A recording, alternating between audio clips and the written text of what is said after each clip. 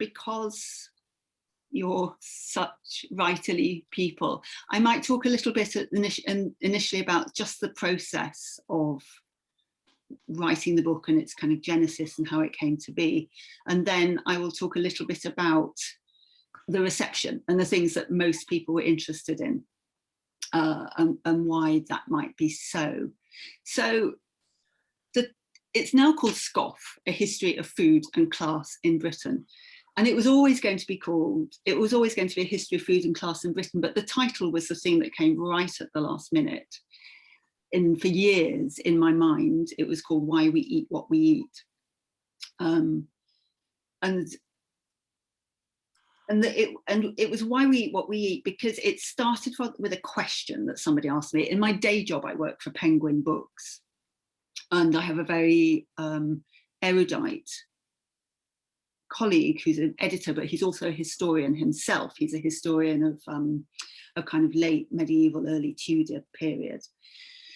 And we were having a conversation about the move from the palette of the kind of that period, so the period that Hilary Mantel writes about in Walpole and her trilogy, which is, you know, quite spiced, very meaty, to the 18th century palette, to the Georgian palette of food that we probably recognise today, sort of roast with much fresher, more vegetables, fruit pies and that sort of thing. And he said, well, why did it change? You know, where did it come from? Why did they sort of ditch the spices and all the rest of it? And the only answer I could think of was that it must have had something to do with social class. It must have had something to do with the fact that the people who became more influential in terms of dictating the country's palate, in terms of figuring out what was going to be on the dining table, particularly of sort of the Mrs. Bennet sort of people, you know, who are sort of upper middle class. Those people became more upper middle class or middle class, and they became more female and they became more pragmatic. I think that's very much the truth. And there was a lot of stress on, you know, showing your kind of access to things like game, to fresh fruits and vegetables, rather than your access to things like imported spices. And I think that was very much something to do with class. So it moves from this probably kind of the male chefy kind of Hampton Courty kind of, you know, spiced food to something that's much more recognisable today. And I thought, well, if that's class, then how much else of the changes in our food history must be because of class as well. And it's like, as soon as you know about something, you start seeing it everywhere, don't you? You just recognise it. And I felt that everything I looked at as a kind of budding food historian, you know, I kind of want to be a food historian if I sort of thought about pork pies, or if I thought about tripe or oysters, or so many of those things on your plate. Well, not that oysters are quite often enough on my plate, but the things you want to have on your plate, you know. So many of the sort of stories behind them are moulded by pressures of class, by our anxiety about class, by, you know, our kind of position, how we want to present ourselves, how we want other people to judge us, how we judge other people. That's a really significant thing. It's the shopping basket thing, you know. It's if somebody's looking in your shopping basket, are they going to say, oh, okay, you're a golden shred and PG tips and white sliced bread person? Or do you want them to go, oh, you're like sort of avocado and, you know, I don't know, organic chicken and artichoke sort of person? So I felt that there was a lot of, so it became obvious to me that class and food have this sort of interesting relationship, and they push each other throughout history. But into going back to the process again, this question that Tom, my colleague, asked me it was probably 10 years ago or possibly longer, and it just sat in my mind, and, you know, it kind of went round and round and round in my mind. And in that period I wrote these other books on dinner with Dickens and Mr. Darcy, and I did an exhibition at the the Dickens Museum on food in Dickens. And I couldn't, and I was trying to kind of taxonomize it. I was trying to figure out what the argument was, or how to kind of structure it. And I have a very good agent, and I had a couple of friends who used to work with me at Penguin Books, and they all said, don't try and structure a long, sophisticated, complex argument. Make it, or one of my friends said, a smorgasbord. She said, just give a picnic, give a table full of stuff, food or ideas or napkins or wine glasses, anything that you think is interesting, and let people pick for themselves. Make it a buffet and let people choose. And all the feedback I had said the same thing. Let your readers choose for themselves what they're interested in, and if you're interested, they will probably be interested in. And that was incredibly helpful, because it took away this kind of burden of having to write this sort of long narrative, this kind of through narrative that I just basically wasn't up to. And so I just started writing lists, and who doesn't love a list? Just writing lists of stuff that is interesting. And then of course you have to go and cut back your list, and then you carry on reading and your list gets longer again. So a lot of my kind of early work was in sort of thinking, well, what is interesting? Pork pies are interesting, picnics are interesting, the fork is interesting, avocados. Obviously, everybody knows that if you're going to write about food in class, you've got to write about avocados because they are so middle class, apparently. And it was quite difficult to cut back, but there were some things, like I remember putting sweet potato on my list, and I'm just thinking, actually, I just can't think of enough to say about it. There's nothing interesting enough to say about sweet potato. So it got kind of, it got longer before I got it shorter. And the other very good piece of advice that my agent gave me actually was, he said, when I sent him the proposal, he said, there's quite a lot of the library about it. He said, make it a bit more, have fun with it. And I think that was extremely good advice, because I just could try and kind of relax into it. And again, if something interested me, I would just have to assume that it was going to be interesting to a reader if I ever got one. And if I found something funny, then I would include it, because I assumed that somebody else might find it funny. And what I found was really interesting was that right at the end, when I came to write the conclusion, that's when I got the conclusion. That's when I actually figured out what the book was all about and where it was going. And so actually writing the book enabled me to think of what it all meant and what my kind of argument was. It was quite interesting that it came right at the end, in the same way that my title came right at the end. A couple of other things about process, which you probably are all very, very familiar with in your own work, is that a lot of the time I spent just chasing sources, and as wanting to be a kind of a good historian or a good food historian, you'd read something on the internet and think, God, that's just completely fascinating. That's so brilliant. So, for example, the drink Saloop, I don't know if you've ever come across it, but it was a sort of mostly 18th century drink that probably tastes a bit like sassafras or kind of dandelion burdock, that kind of thing. It was made from an orchid root initially, when orchid roots were kind of 2 a penny, and it was made for it was the flat white, I guess, of the 18th century, or possibly slightly kind of lower class than that, because it was something that Charles Lamb wrote this beautiful essay about chimney sweeps, about little black-faced chimney sweeps, who'd be hang their heads over the Saloop like a cat with his head over valerian, sort of sniffing up the lovely smell. And it was something that would be sold on the street to workers or urchins or kids. And there was this great thing on all the internet, was convinced that it got a reputation for being a cure for syphilis or something. And so that's why it lost, you know, disappeared because it became unfashionable.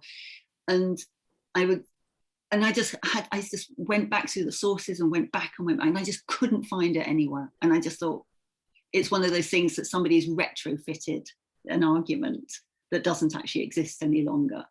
And so I had to kind of, but in fact, I mentioned it in my book. I sort of said, you know, online, everybody seems to think this is the case, but, you know, it's gossip. So I spent a lot of time kind of tracking down sources and trying to find sources. And I guess the really wonderful thing about being a food historian is how magpie-ish you can be. And so cookbooks were brilliant sort of resources, as we all know, and you get in cookbooks this sense of you know, of food and of class and gender. You know, what class are people writing cookbooks for? Are they writing them for men who are male chefs? Are they writing them for French chefs? Are they writing them for women? But also, you know, the Bayeux tapestry was a source. Illustrations are a great source, and, you know, vanitas paintings, the way that people see things and the way that people present things, were really rich sources for me. And if I was going to say the one thing I learned that I will never, ever, ever do again, is I didn't keep a really good track of all my sources. And I thought I was under such pressure for timing. I had a deadline. I thought, I'm just going to get this done. And if I haven't kept a proper track, it doesn't matter. I can go back to the British Library, I can find it. And of course, then we had lockdown and I couldn't go to the British Library. And I had like a list of about 20 sources or something that I hadn't properly kept track of. And that was a complete nightmare. Anyway, so that's my warning to everybody, never do it. I will never, ever, ever leave my sources till the end, leave my references till the end. So I thought we could talk a little bit about the subject, about some of the things that when people were interviewing me or kind of writing about the book, I think that other people were most interested in terms of this idea of kind of how food and class change. And the first one, the one that everybody asked me about, was tea. And that suits me fine because I'm a complete tea obsessive. I love drinking tea. I think having tea and scones, or having, you know, a great big tea laid out on the table with ham and cheese and bread and parkin and apple pie is just heaven. But people were really interested in who drank tea, what they called it, and you know, was tea a drink? How did you have it? Did you have builder's tea? What is builder's tea? Who uses those words? You know, do you use a teapot and a small cup or whatever? And so I thought we could do a little poll, actually, since you are all specialists, because I'd be really interested to know what your sense of what tea is, for that thing that you have in the middle of the day. No, sorry, in the middle of the afternoon. So if you are posh, if you're sort of upper class, what do you call it? Do you call it afternoon tea, or do you call it tea? Which is the kind of poshest name for 4 o'clock-ish tea? So I don't know, can you all see the poll? I can see it. No, you probably can't. Anyway, it's coming in, and it's like a kind of battle between tea and afternoon tea. And these were things I kind of discovered for myself, and how important vocabulary is in terms of putting you, you know, sort of placing you somewhere. I don't know if you remember, but in Rebecca Brooks, who was the editor of the Times, she wrote some unsupportive thing about David Cameron. He's obviously really offended by it. And she sent him a text saying, oh, you must come for country supper soon. And during the Leveson inquiry, it came out. And now, obviously, everybody was really shocked that, you know, the editor of the Times, you know, that David Cameron is as hot to the editor of the Times, although now we know that, you know, nothing would surprise us about David Cameron's text these days. But what people were really interested in was that this woman from a working class background is schmoozing this Eton-educated MP, Prime Minister, in fact, and she uses this word country supper. And everybody's saying, oh, there's no such thing as a country supper. You have supper, or you have sups, or you might have dinner, and you might have a kitchen supper. But she just got her vocabulary just slightly wrong. It was a bit like, you know, in My Fair Lady, what's it called? Yeah, Pygmalion. It's a bit like Eliza in Pygmalion saying, oh, not bloody likely, because she just doesn't know the rules, and the rules about your vocabulary around food just really give you away. So this is really interesting. The posh name, thank you very much for your voting. 65% of you say the posh name for 4 o'clock tea is afternoon tea, and 35% of you say it's tea. Now, I would have said probably afternoon tea as well, but when I was reading about it more, I kind of read about it. Oh, look, I can share the results. Can you see that? I can't hear anybody anyway. I'm just going to assume that you can. I can't personally, but hopefully everybody else can. But yeah. I can see it. Amy can see it in Yorkshire. Right. I can see it here. Yeah, anyway.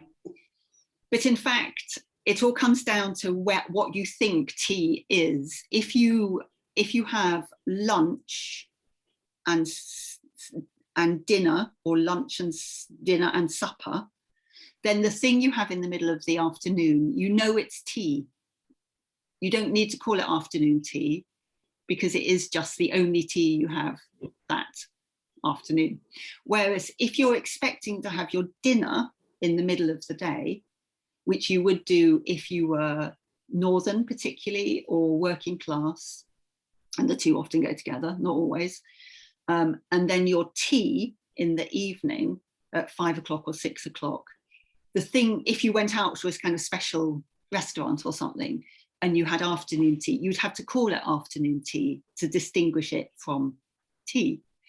And what's really interesting is that this idea of afternoon tea has been taken up by hotels and, you know, the Ritz and all the rest of it, and you can go and have what looks like a very posh afternoon tea, but it slightly gives itself away, because if you are from a kind of country house background, you would just call it tea.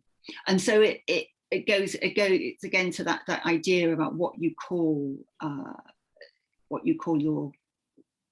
your meals. And actually, even the word meal is really interesting, because when I was writing this book, I became so aware of these kind of discrepancies in my own background that I hadn't quite kind of figured out. My father would say to somebody, oh, you must come around for a meal. And my mother would say, come around for dinner. And it was because my father was from a sort of lower middle class kind of North London, Hendon background. And my mum's mother thought she was a bit of a cut above him, actually, because she went to a private school and all the rest of it. And so again, you would only use that word meal if you weren't quite sure whether to say lunch or dinner or supper, whether it was a kind of, it betrays a kind of an anxiety about kind of the word to use. And that incidentally, it became very interesting for me, because when Marcus Rashford was campaigning for free school meals, actually, I was really interested that he chose that word meals, because even though at kind of one level of society it's not really acceptable, it's not quite the done thing, for most people it's at least kind of, it's open enough. Whereas when I went to school in Yorkshire, in Leeds, to a comprehensive school in Leeds, we had what's called school dinners, and nearly everybody around me would have school dinners. But if I was at home, my mum would call it lunch. We'd have Sunday lunch. and there was this kind of discrepancy. And I think a lot of it came from the fact that the earliest school dinners were given to kids by charities in places like Bradford and Manchester. There was this kind of ridiculous situation because of the 1834 Poor Act that made it illegal, can you believe it, illegal to give charity outside the workhouses. And so charities had to just sort of, were illegally giving kids free school dinners. And so dinners were kind of called school dinners because of that kind of northern association for a long time and now I think it's kind of mostly gone. And so it's quite interesting, like I say, that Masterwood Rashford just kind of says, no, we're not going to call them lunches, we're not going to call them dinners, we're just going to call them meals.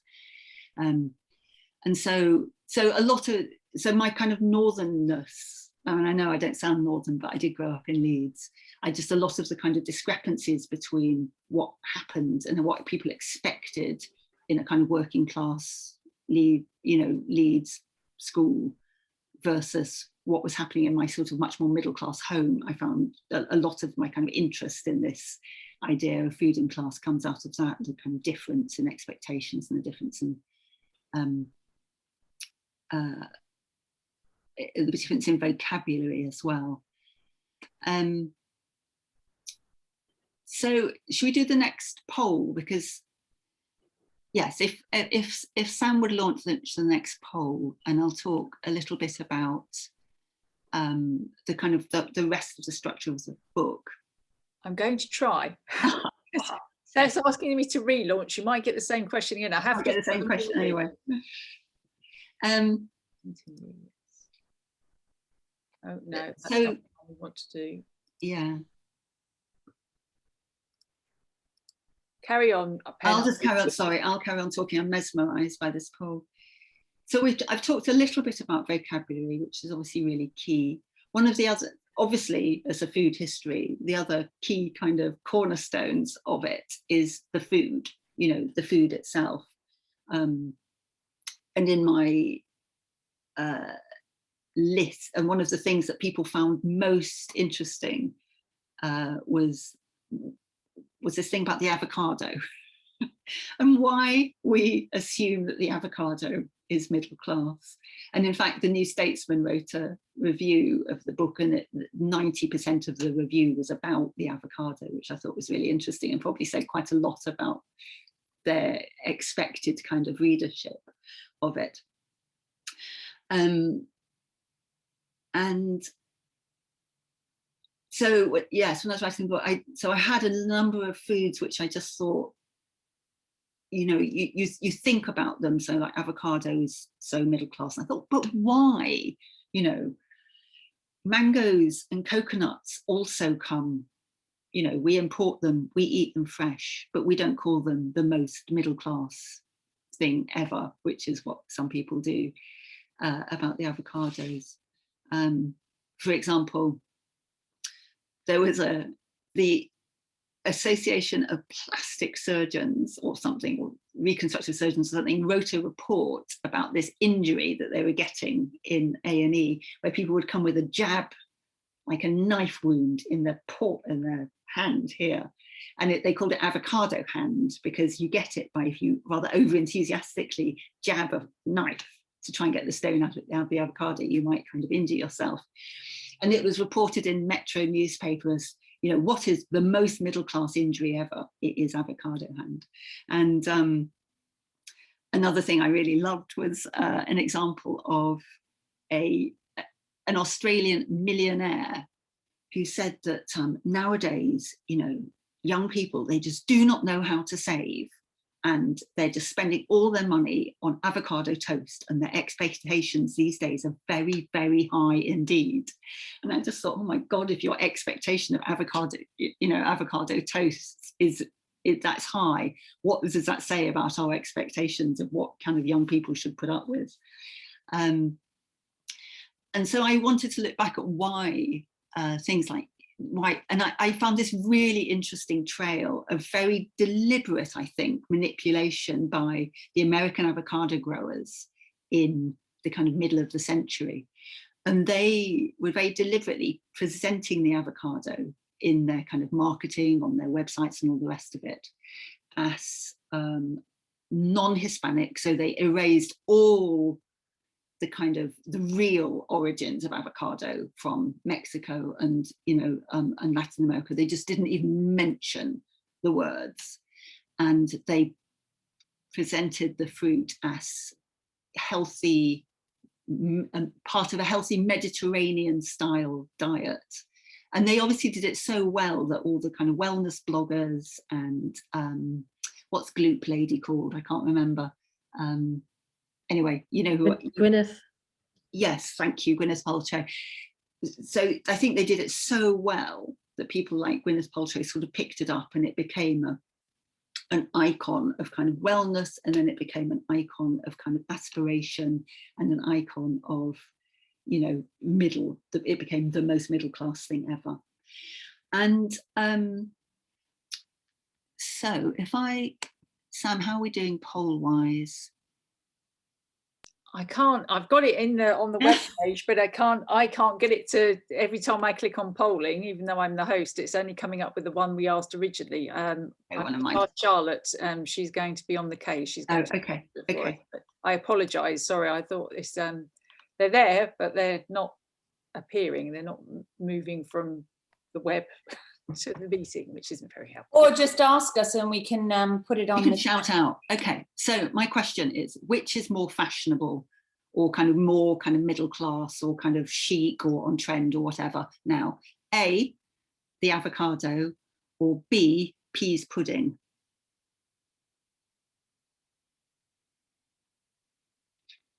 Anyway, we can come back, hold that in your mind, we can come back to it. So my question really is, are we at peak avocado? Every trend seems to have a peak, and then when something becomes so kind of, open and accepted and available to everybody, that's often as we know, about any fashion, that's often the reason why people kind of move on and decide it's not the thing any longer. And so avocados now are having a kind of a bit of a PR problem, because we talk about, people talk about blood money. They're talking about the way that it's, that it's avocados are, there's only two kinds really that are mostly grown, the Hass and the Fuerte, and you get a kind of monopoly of one kind when you're growing it, and how bad that is for the environment and all the rest of it. So avocado's got a bit of a problem.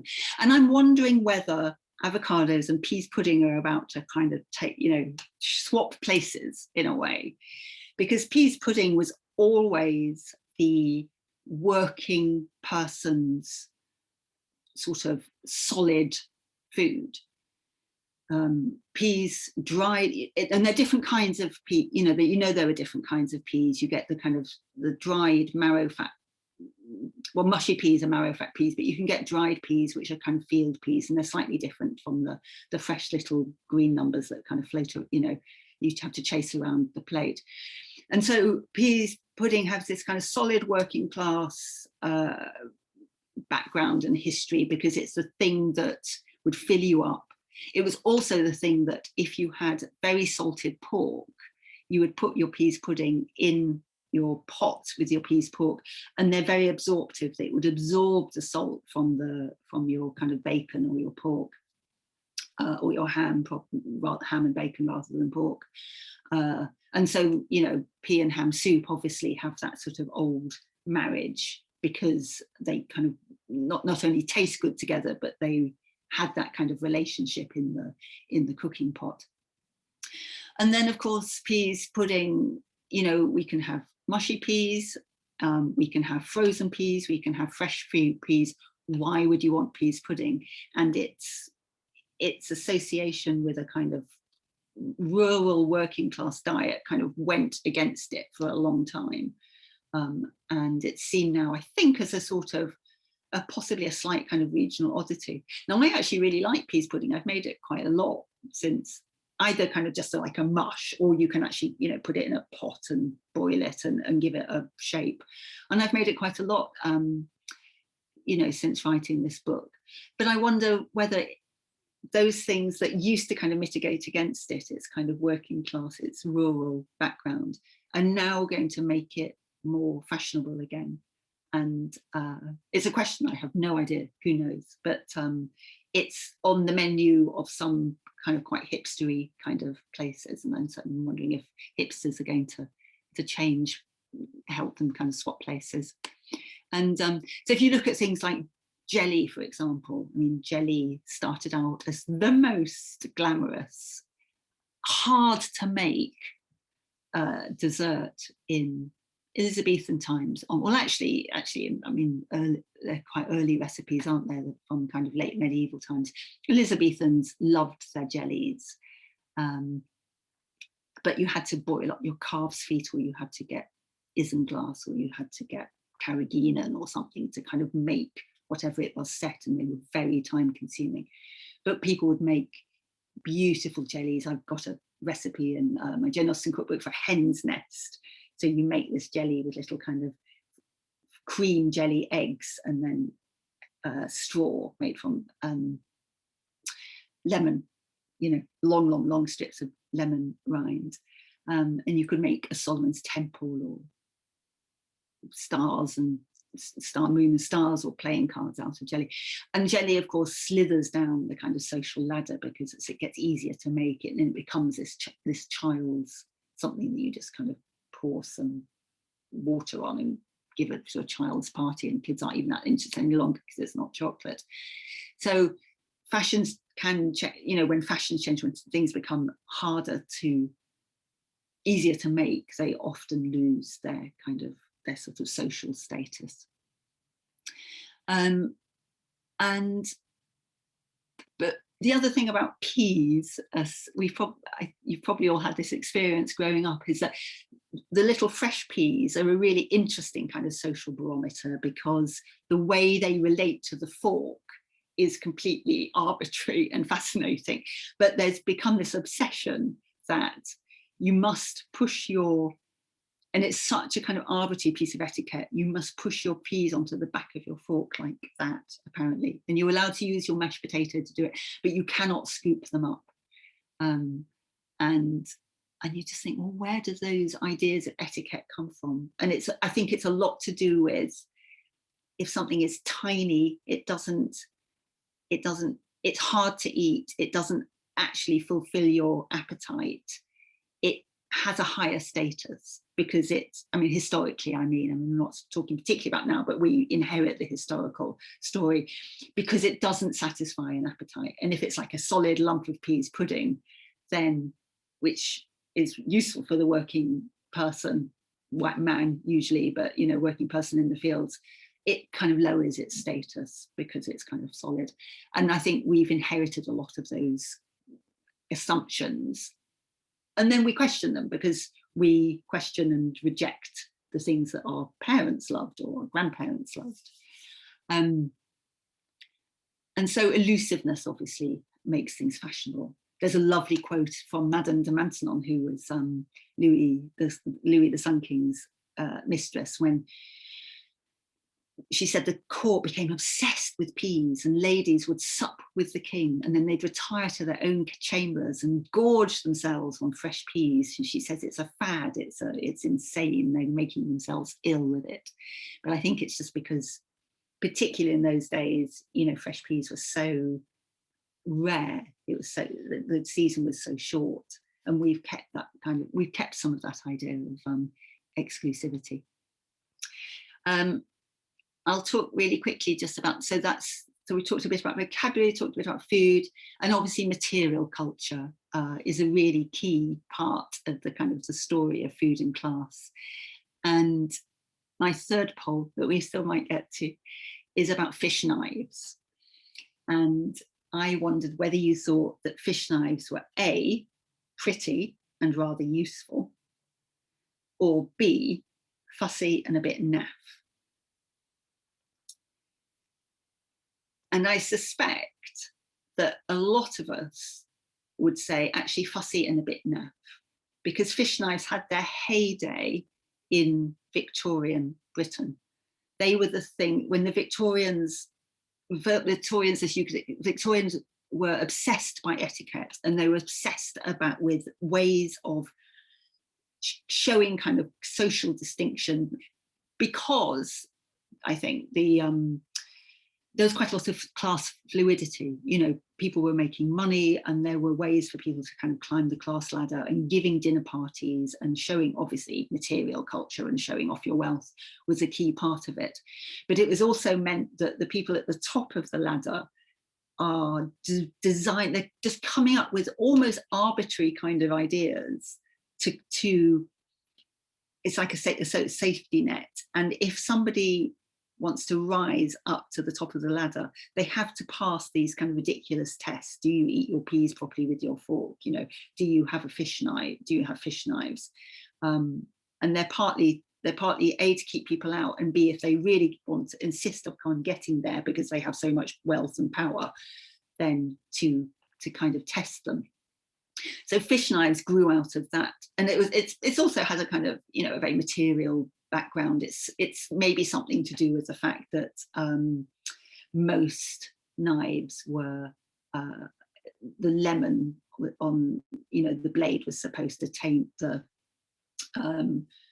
stainless steel, and that you'd have a kind of a silver blade and fish knife that wouldn't get tainted. I think that's right. I'm not quite sure, but and so of course they get rejected by the time of the kind of Nancy Mitford and people in the following century wanting to reject their parents, their mothers, their grandmothers. And the thing that really put the kind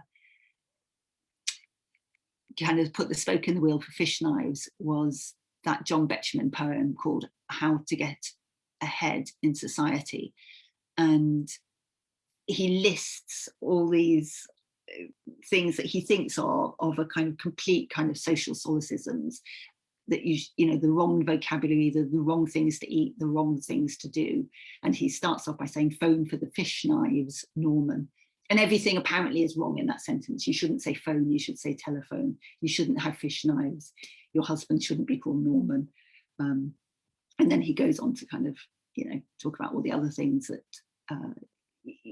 using the word sweet instead of pudding, for example. And Jilly Cooper has this very funny thing in her book, and she says after that book was published, the antique shops were flooded with fish knives, with people who believed that they were kind of suddenly déclassé and just didn't want to have anything to do with them. And I think that's actually a bit rubbish. I think fish knives are quite pretty. I don't have any, but you know, if somebody gave me some Victorian silver fish knives, I'd be completely delighted. I would eat my fish with them. Yeah, I think they're rather nice.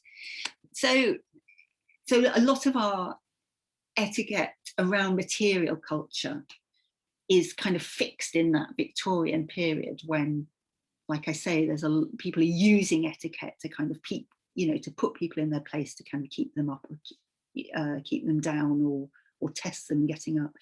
And napkins, I think, are a similar thing. And I think the etiquette around napkins, you know, and the napkin was initially the sur nap.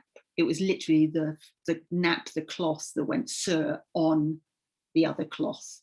And it moved from being a sur nap on the table to being a cloth that might go over the shoulder to kind of protect your, you know, your clothes. And then of course it was decided that you could, if you were showing that you're protecting your clothes, you must be showing that you're expecting to kind of dribble gravy down your front, and that is not socially acceptable. And so the only socially acceptable way to use a napkin is to put it on your lap.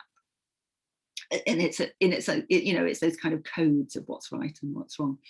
And then the last thing just to say about napkins that's very interesting is that how there are some of those words which just sounded quite wrong, sounded a bit uncomfortable to people. So napkin sounded a bit too like nappy for a lot of people. And so they swapped them out for kind of Frenchisms. And so the word serviette comes in. And this is the whole Nancy Mitford argument, the arguments made by a professor of linguistics called Alan Ross, and he quotes Nancy Mitford.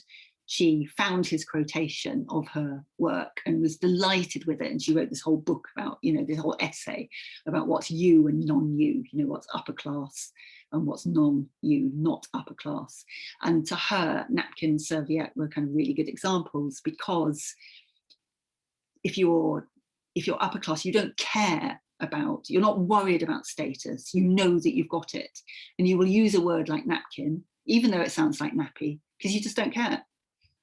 Whereas if you're uncertain, if you're one of the people who uses the word meal because you're not sure what is the right thing to say, you might reach for this Frenchism, you might reach for this word serviette instead,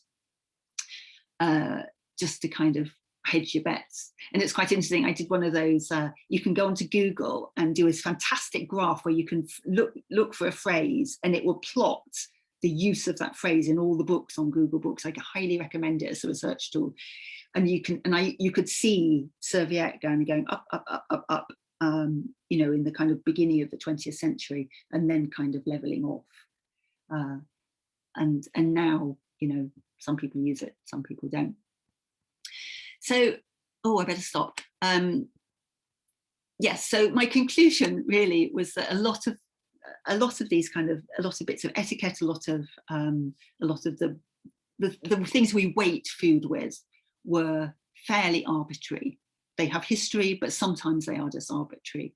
And sometimes what we should really do is forget all of them and just think about food, and just forget about whether working class people eat this kind of food and middle class people eat this kind of food. I want my book to be completely redundant in 20 years' time, because I love the idea that maybe we all just know and share the idea that good food is what we should be aspiring to, and not food that says something about our class or our perceived kind of class position. I should probably stop there.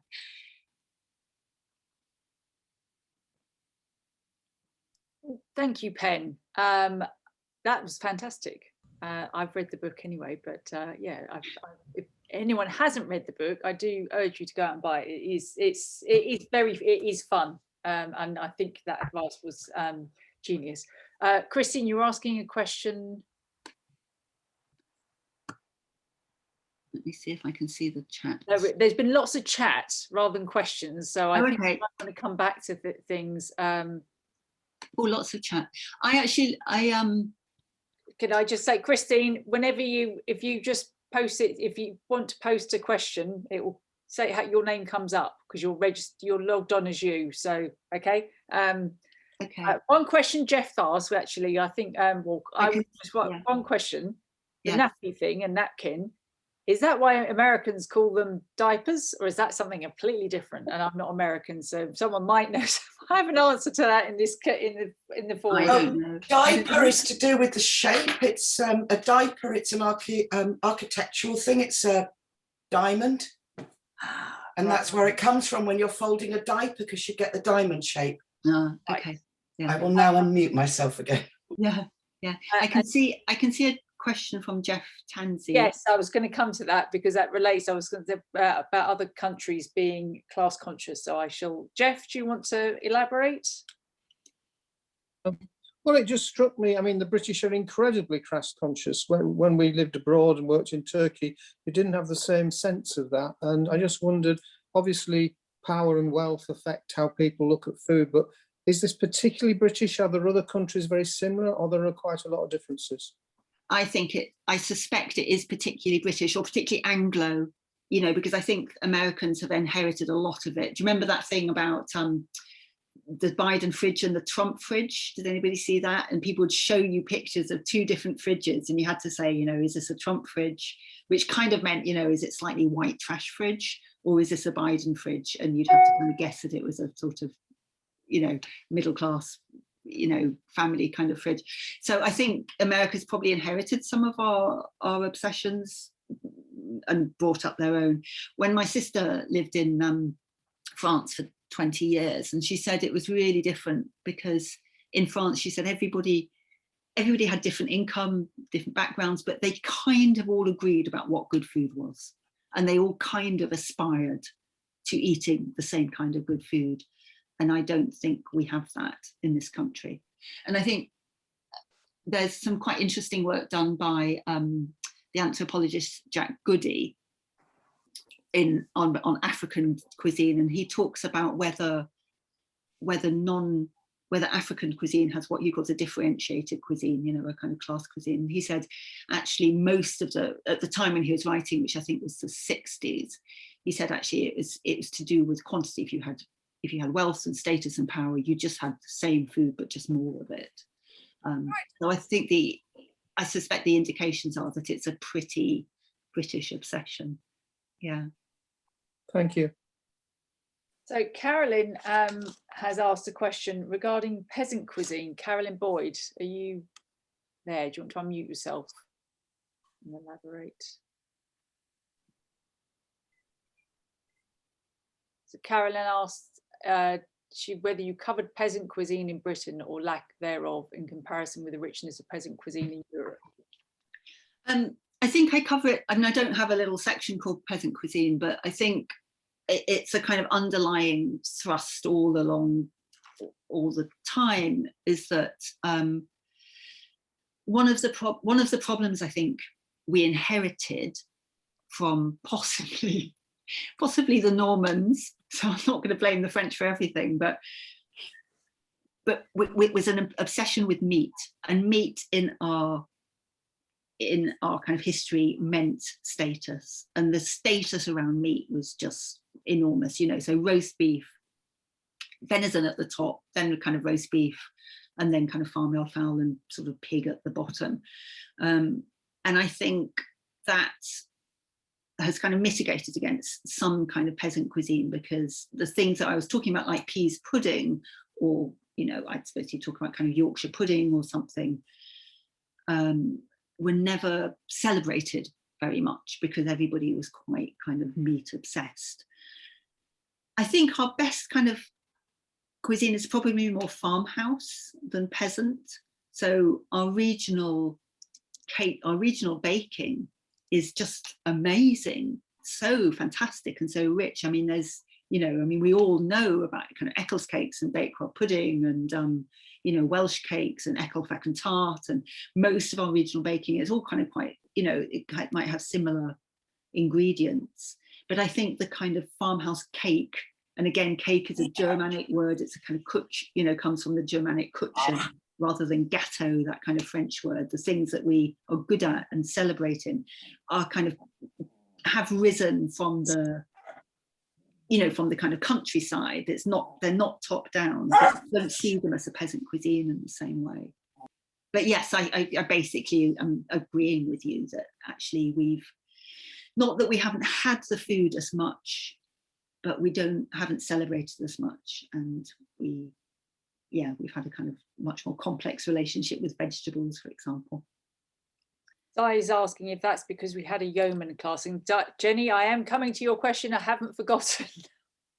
But it seemed to follow on from what you were just saying, Pen. So yeah, I think the yeoman class was really, I think throughout, I mean, again, from 1066, I think there's been a battle between the kind of Anglo-Saxon yeoman rural class who want to eat kind of English food and celebrate English food and all the rest of it, and then this kind of ruling elite who celebrate French food, and I might have French, and it might come out because they are Normans, or they might have French chefs, or they might be, in the 18th century, it was the powerful Whig families who were very kind of internationalist and had strong relationships with the continent, but who were kind of politically very powerful, and they all had kind of French chefs, and they positioned themselves against this kind of middling sort, this yeoman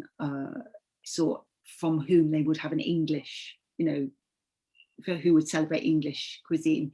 And there's a lovely quote in Pride and Prejudice when Mrs. Bennet says, when she's finally at the end of end of Pride and Prejudice, she's managed to produce this family dinner for Mr. Darcy and Mr. Bingley, and she's congratulating herself on how brilliant it is. And she says, the partridges were really good, the venison was really good. So they're very kind of high, high end food.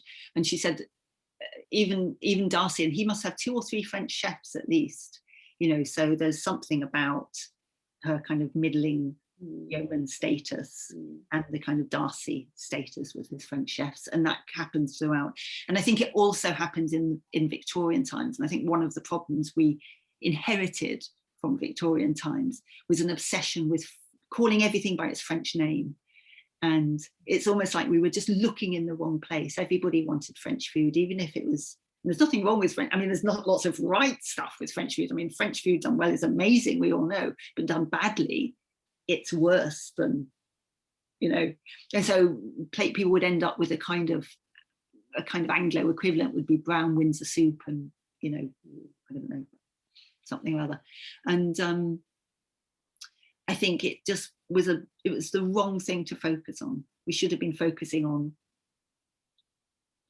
available food and food that was easy for people to make and good and fresh and all the rest of it. And we didn't. We focused for over a century on French food. Just a quick question from Jenny, and I am coming back to the other questions people haven't forgotten, but Jenny wanted to know about asparagus and eating it with your fingers. What is the upper class version of knife and fork, or is the upper class version to dip it in butter? Fingers. Jenny, do you want to elaborate on that? I was taught to eat it with a knife and fork because I'm working class. Yeah. So, and we never ate anything with our fingers. It wasn't considered right. So now I eat it with my fingers. Have I shifted class? I think you probably have, because you have what the sociologists would call cultural capital. You have, and if you have cultural capital, if you're confident, then you can pick and choose what you do without worrying that it will betray you. You don't care about following the rules. And you see this in kind of people of a younger, so like my friends' kids say very confidently, oh, class, that's just your generation. It doesn't bother us any longer. But actually, I think what they're doing is, so they might think, oh, but we have sliced white bread and we have PG tips, therefore we are classless. But actually, I think they're exercising their cultural capital because they're also having fresh fruits and vegetables and avocados and all the rest of it. But because they feel confident about it, they can choose the bits they like. It's a bit like, listening to hip hop music and going to opera. You just go up, and that's what kind of young people do. They're much more kind of, confident about what they do. And so I think, I eat my salad with my fingers because I just find it easier. Posh people always eating their asparagus with their fingers. Are they? Have posh people always? Oh, I see. No, probably not. To be honest, probably in Victorian. No, I would have thought probably if you were dining with somebody in Victorian times, you would have used the knives and forks, the serried ranks of knives and forks, and there might have even been a knife and fork for asparagus. And all these Victorian etiquette manuals say if you don't know what to do, follow your hostess. That's rule number 1. And if you really don't know what to do, just use your fork. Even if it's jelly, use your fork, because the fork is always right. Ruth was asking about the fashion for street food nowadays and how it compares to previous centuries. That's such a great question, Ruth, because in previous centuries, street food was definitely, eating in the street was a complete no-no. Anything that kind of made you look, if you were kind of middle class or you were anxious particularly, anything that made you look like you might be like sort of somebody who you consider to be a rung below, a kind of somebody who was working, or a tradesman or something, or the kind of person who might have to eat in the street because they didn't have a kitchen and a dining room at home. You just needed to show some difference between you and them, which is why picnics, for example, didn't, picnics in the 18th century they're huge affairs, or in the Victorian times, they're huge affairs with all kinds of paraphernalia to distinguish them from what the agricultural workers do, which is sit with their back to a hayrick and eat some bread and cheese, you know, the hands. And now we wouldn't care about that so much. We would sit in the middle of nowhere and eat a sandwich or something. But I think eating in the street is the same. And I think that is one thing where it has changed a lot, that again, it's a deliberate rejection of your kind of parents or your grandparents' hang-ups, to say, you know. And also I think we've learned a lot from immigrant cuisines, and the fact that, you know, Indian restaurants, for example, served food in a way that was accessible to everybody, or kind of, you know, you get sort of, you know, Vietnamese food served on the street or whatever. I think we owe a lot to the way that we're learning to appreciate food from other cultures. Laura had a question regarding the professionalizing of cookery. Laura, would you like to elaborate? You're still with us. Yes, I was interested in what you said, Penn, at the beginning about the change from Tudor cookery, which was dominated, well, at least in the courts, by the male chef, who would have carried a lot of prestige, to the Georgian period, where the rise of the middle class was turning the focus on, well, feminizing almost the So, yeah. cookery. Yeah. I was wondering how you saw that divide between professional haute cuisine, which historically was more in the masculine domain, and the status class relationship with the middle class focus on cookery in the home, even with, you know, with servants and staff, but still that was more the feminine domain, and how you see the relationship between that gender and class issue. I think it is really interesting, isn't it? And it's clear that a lot of female chefs are working incredibly hard to try and upturn that assumption that, you know, women are cooks and men are chefs. But I think it has been that assumption for a long time, you know.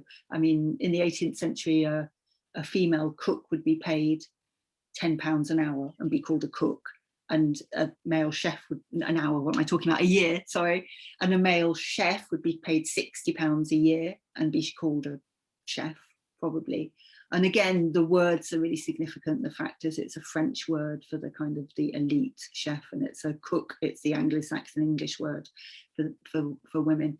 But I think one of the things that really changed in the 18th century was that the focus on how women became much more influential, and actually the home and the domestic home, even though it wasn't influencing people at a kind of a complete elite in terms of what the country was eating, it was those middle class women then were much more influential than they were in France, for example. There wasn't a cookbook written by a woman until, I can't quite remember, late 18th century or something, whereas they were written by and published by the women in here from the 1660s onwards. So, and also I think you can probably see in terms of female influence, in terms of kind of, you know, bloggers and Instagram and influencers, that women are now very influential in food trends. Oh, of course now, yeah. I was thinking historically about how that shifted through time. I think it shifted a lot through time through kind of pragmatic cookbooks, because women were writing them and they were being published, and they became, in the 18th century, you know, you have Hannah Glass publishing, you know, writing in 1747, and then the beginning of the next century, there are so many women writing cookbooks, and I think that becomes a very powerful kind of, you know, thing in their favour. But they are writing cookbooks for the home, not for the not for restaurants. Lyndon was asking whether etiquette could ever become a social leveller. Lyndon, it was something related to hospitality when you worked in hospitality. Yeah, I mean, I think it just makes it a lot easier if everybody knows the rules in a way. You know, it was always a problem when you hadn't really come across Americans that didn't cross their knife and fork, you know, and should I clear their plate or not? But it comes down to all sorts of things like that. Of when, you know, if people don't know how to behave to waiting staff, you know, then it makes it very awkward for the waiter. It makes it very awkward for everybody else because they could be waiting till, you know, longer than they needed to, this sort of thing. And if we all follow some sort of rules, it just makes it flow much better. That's a really interesting point, because if you look at Debrett's, for example, the kind of Bible of you know, kind of the social scene, I suppose, that's what it says about etiquette now. And it's very clear that etiquette should be about making other people feel comfortable, and not about distinction. But then on the other side of that, I was, and I write about this in my book, I was talking to a journalist who comes from a working class Asian background, and he says that his wife, who's white and middle class, for her, she's completely happy with that. She thinks that it is about making people feel comfortable.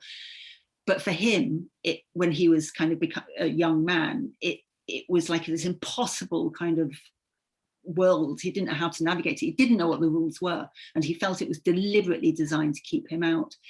And I think there is a really happy kind of medium in the middle, whereas actually etiquette should just be about good manners, and etiquette should be about making people feel comfortable and at home. And what's really interesting is that very early etiquette manuals, you know, literally from Erasmus writing in the kind of 1560, his etiquette is disgusting. It's all about not picking your nose and not kind of like sticking your teeth in your knife in your teeth and all the rest of it.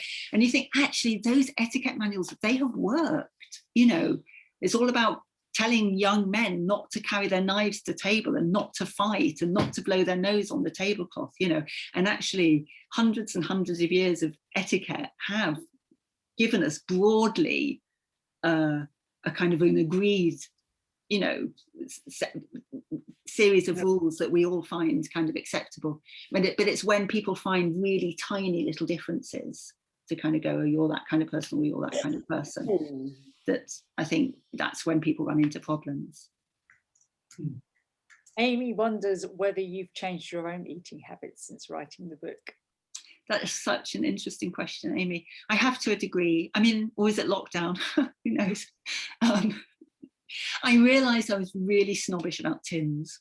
I just thought, oh my God, I had this real snobbery about tinned food, and I might let a kind of tin of tomatoes in my, you know, in my kitchen, but nothing else. And I realised that probably is just a hang up from my upbringing. So I now have tinned sweet corn and stuff occasionally. So yes, but I think I have I've become a bit more, and I think this is probably partly lockdown as well, is just more determined just to eat well and just to eat. We're so blessed with good food.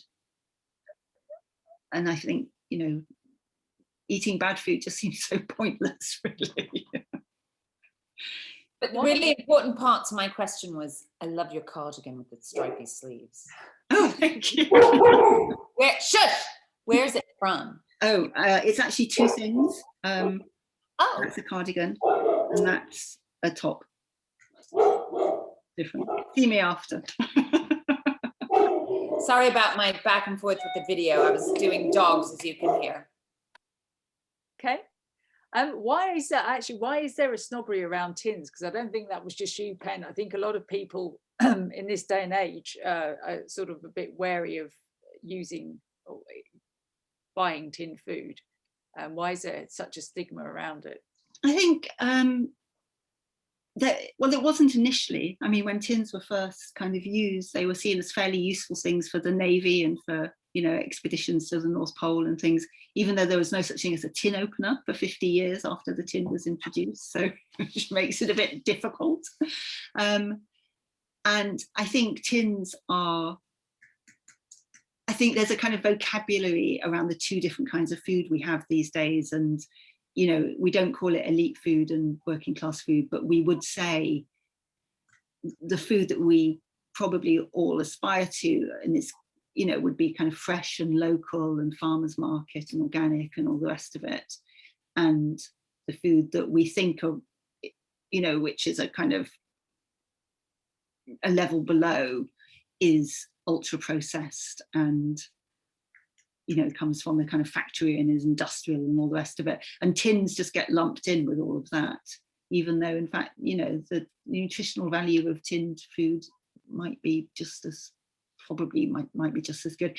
But also, you know, they were very, very closely associated with the working classes, you know, and George Orwell writes about how, and I think some tin food was, I think partly it's because tin food was hidden. You couldn't see what was in it. It could have been rank, you know, it could have been off, it could have been adulterated, all those problems of kind of food that poor people had to cope with.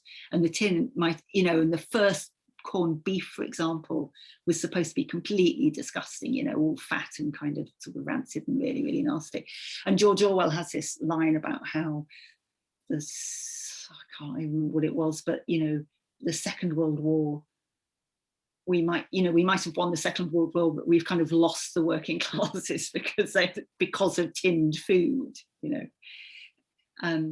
So there's a kind of long association with just people, the people who have recourse to it, you know, secretaries, for example, or working people that we haven't managed to quite shake off.